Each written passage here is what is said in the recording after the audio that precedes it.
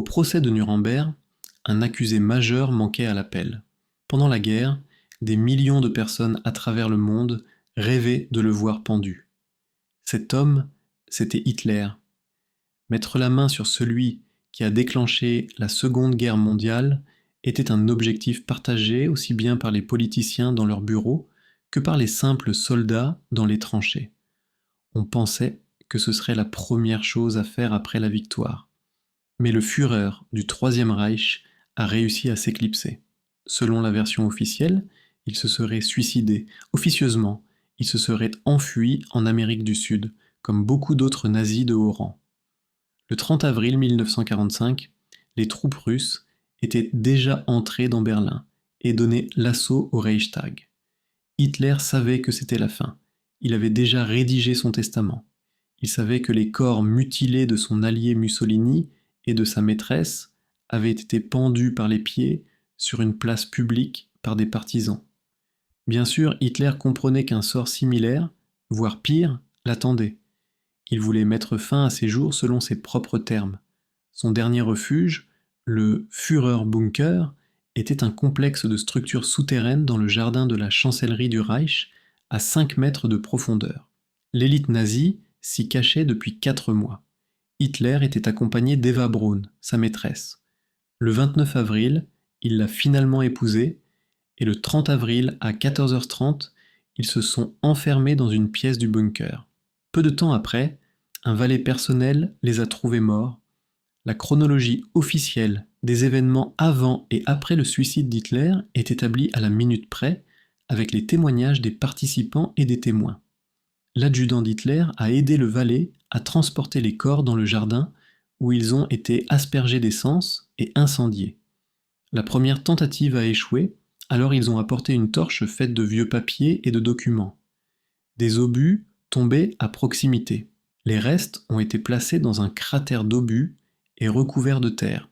Plus tard, on y a trouvé les restes de 2 chiens, des bergers allemands, empoisonnés et déposés à côté de leur maître. La suite des événements est connue, grâce à des documents soviétiques déclassifiés en 1980. Le 2 mai, les troupes soviétiques ont capturé la chancellerie du Reich et le bunker. Du sang a été trouvé sur le canapé du bureau d'Hitler et, quelques jours plus tard, des restes non identifiés ont été déterrés du cratère.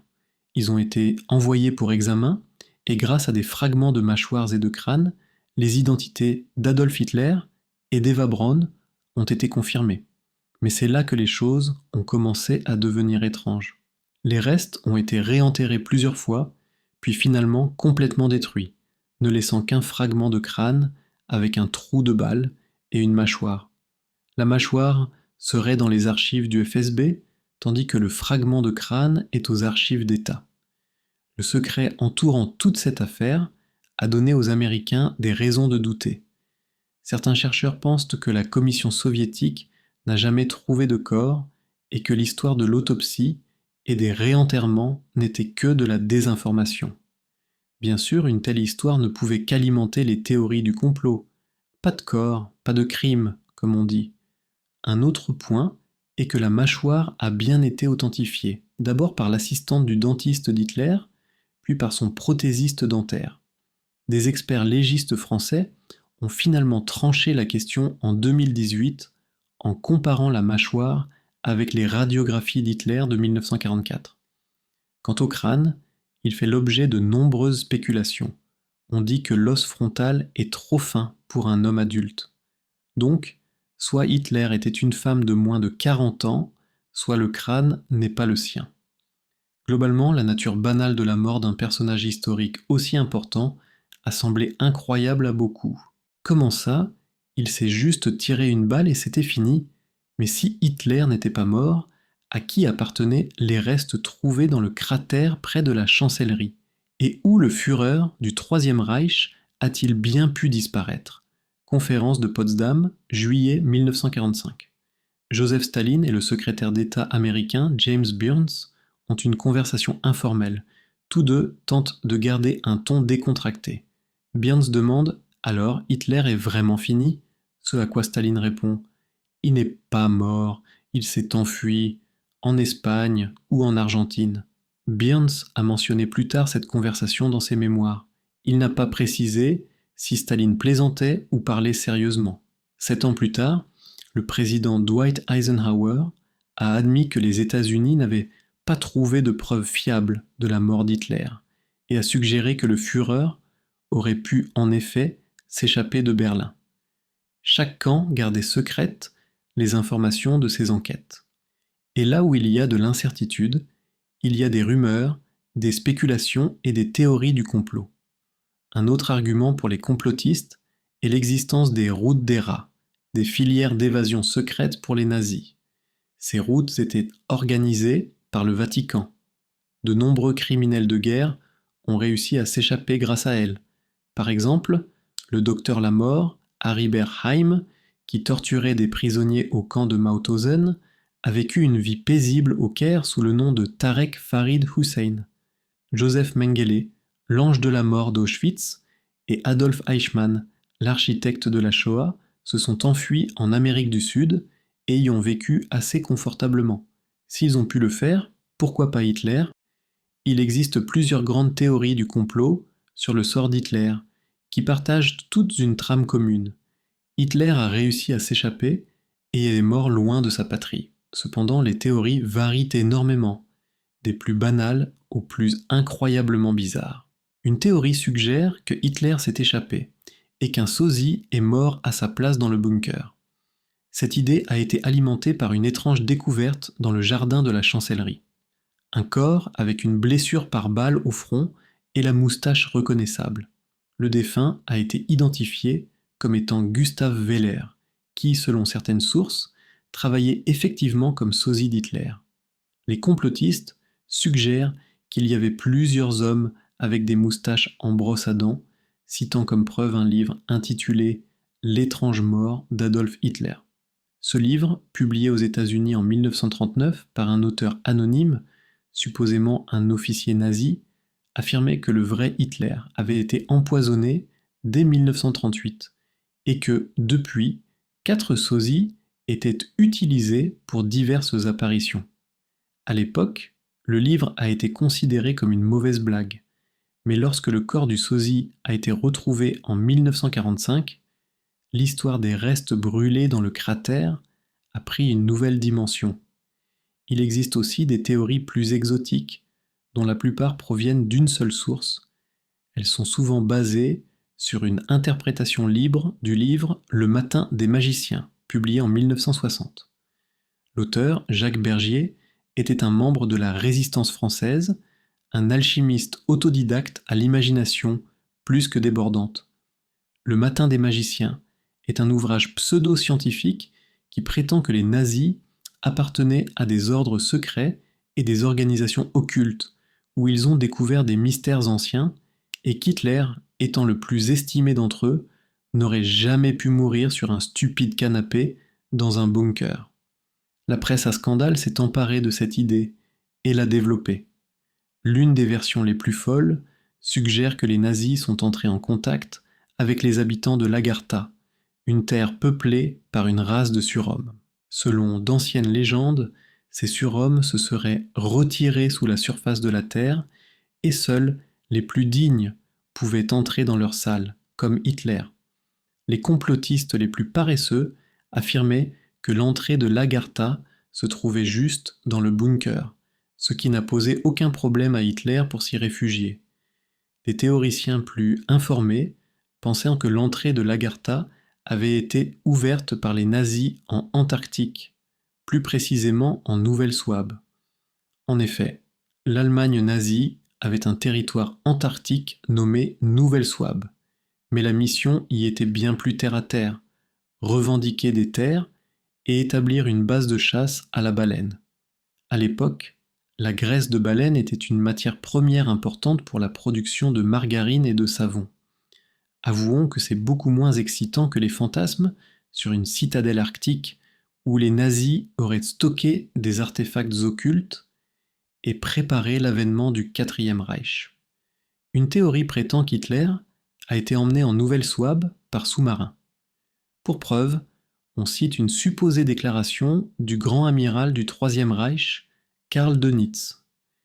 La flotte sous-marine allemande est fière d'avoir construit pour le Führer une forteresse imprenable à l'autre bout du monde. L'authenticité de cette citation, comme il se doit dans une bonne théorie du complot, est très discutable. Une autre théorie, l'une des pierres angulaires de ce qu'on appelle l'hitlérisme ésotérique, affirme qu'Hitler a atteint sa base arctique à bord d'une soucoupe volante. Si ça vous paraît délirant, c'est parce que ça l'est complètement. L'hitlérisme ésotérique est une sorte de religion New Age fondée par l'écrivaine française Savitri Devi et le diplomate chilien Miguel Serrano. Ils affirmaient qu'Adolf Hitler était une incarnation du dieu Vishnu et qu'en 1945, il avait subi une défaite temporaire, mais qu'il reviendrait avec sa flotte de soucoupes volantes pour établir l'ordre aryen sur Terre.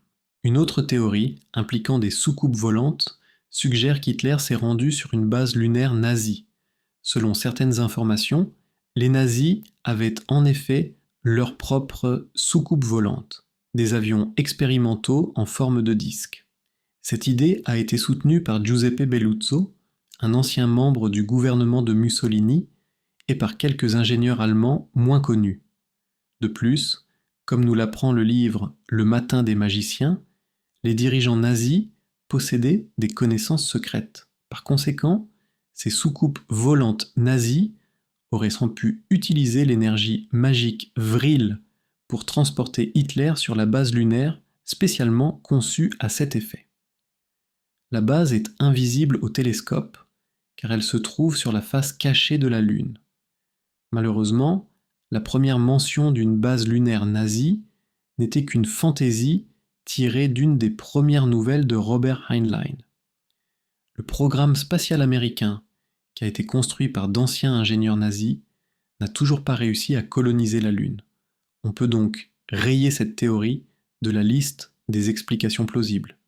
Avec le temps, les théories du complot sont devenues de plus en plus bizarres. Cependant, une seule mérite d'être considérée sérieusement: Hitler, comme beaucoup de nazis, aurait pu fuir en Argentine, et comme beaucoup d'entre eux, y vivre une vie longue et heureuse. L'Argentine était très accueillante pour les Allemands, et tout était mis en place pour qu'ils puissent y prospérer. Il n'est donc pas surprenant qu'après la guerre, une vague de réfugiés s'y soit dirigée, y compris des criminels de guerre de premier plan. Certains étaient précieux pour les pays occidentaux en tant que spécialistes, tandis que d'autres apportaient simplement de grosses sommes d'argent. Le président argentin, Juan Perón, a joué un rôle actif dans l'accueil de ces invités de marque.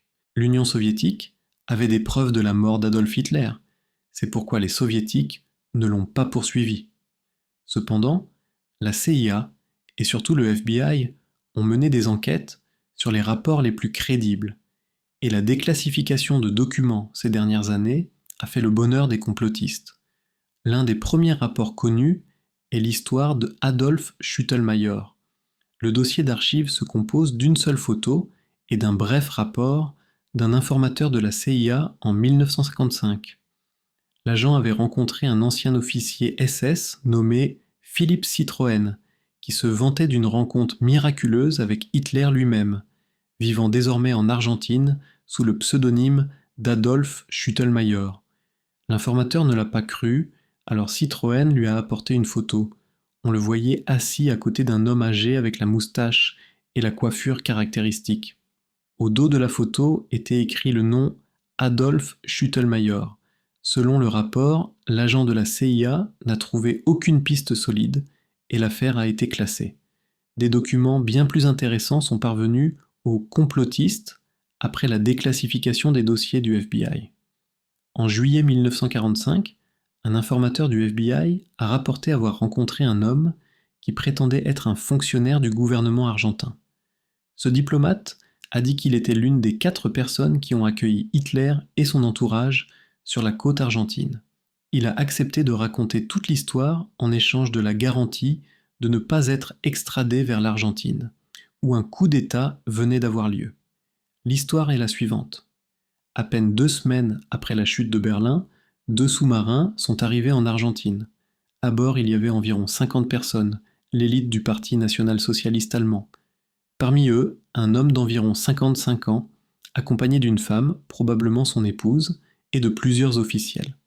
L'homme se plaignait que pendant le voyage, son asthme et son ulcère à l'estomac s'étaient aggravés. Une barbe naissante, en forme de moustache, caractéristique, était visible au-dessus de sa lèvre supérieure. L'informateur a affirmé avoir reconnu Adolf Hitler. La délégation a été mise à cheval et envoyée vers la ville la plus proche.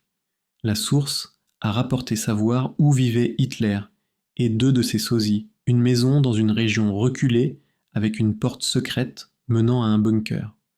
L'informateur a promis de révéler plus de détails, mais a disparu sans laisser de traces, ne laissant au FBI que de vagues descriptions et des théories à peine meilleures que celles de la presse à scandale. Dans son rapport final à J. Edgar Hoover, l'agent du FBI a conclu que l'évasion d'Hitler et d'Eva Braun de Berlin la veille de l'entrée des Russes ne pouvait pas être exclue. Cependant, à son avis, l'Argentine était une destination peu probable. Le Führer ne connaissait aucune langue étrangère, ce qui lui aurait rendu difficile de ne pas attirer l'attention en Amérique du Sud. L'agent considérait la Suisse comme une option plus probable. On ignore encore si le FBI a sérieusement enquêté sur cette possibilité. La recherche de traces d'Hitler en Amérique du Sud se poursuit encore aujourd'hui et s'est depuis longtemps étendue au-delà de l'Argentine. Désormais, le Brésil, le Paraguay et le Chili sont également en lice pour être la dernière cachette d'Hitler. Ils commenceront probablement à chercher sur la Lune aussi une fois qu'ils y seront arrivés.